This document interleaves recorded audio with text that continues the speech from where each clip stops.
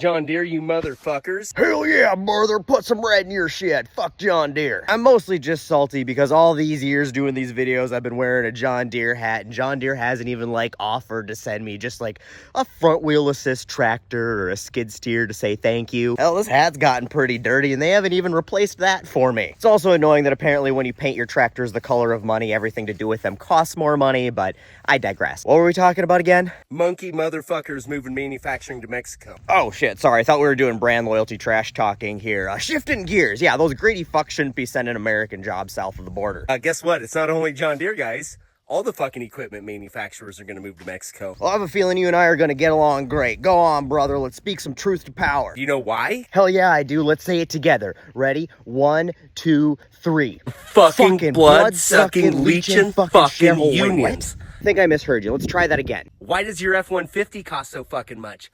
Unions. Okay, never mind. I guess you did mean to say unions. I misread the situation again.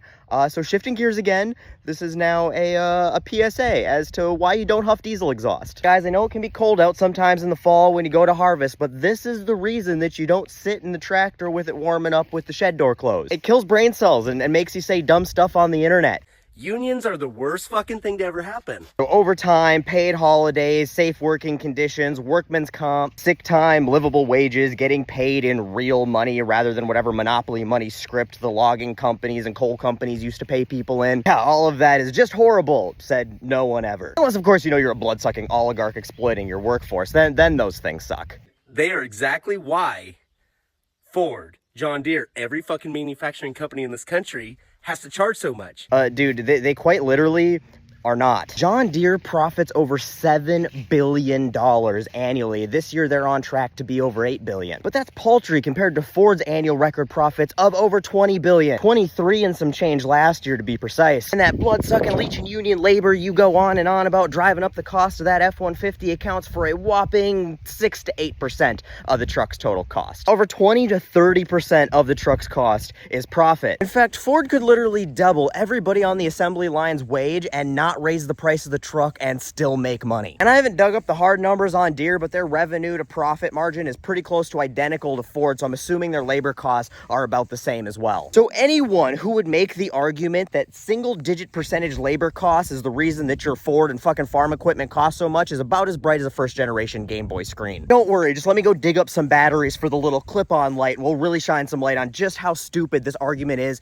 without even needing statistics. Just a little common fucking sense would tell you that if your argument had any merit whatsoever, cars and equipment that companies like Ford, GM, Volkswagen, Nissan, etc. already build in Mexico, like the Ford Bronco Sport, would cost considerably less than their competitors or American-built counterparts. And they don't, do they? In fact, can you give me an example of any time a company offshored and then lowered its prices accordingly? No, you can't. Because it turns out companies are raising their prices for shareholder returns, not to cover labor costs. And it turns out that they're offshoring jobs not to reduce labor costs, but to increase, wait for it, shareholder returns. Because it turns out rich fucks are greedy fucks who count on dumb fucks who will believe that it is poor people's fault for expecting enough money to pay rent instead of rich people's fault for exploiting all of us by overcharging us and underpaying us. I wonder what it feels like to be a little female lapdog for these corporate overlords. What propaganda table scrap is your favorite little treat? Now, to really put the stupidity of this argument to bed, union participation is at an all-time low in this country after Reagan broke the American Union. However, back in the days that, America was great, a man got paid enough to support his whole family, their house in the suburbs, and a couple cars with a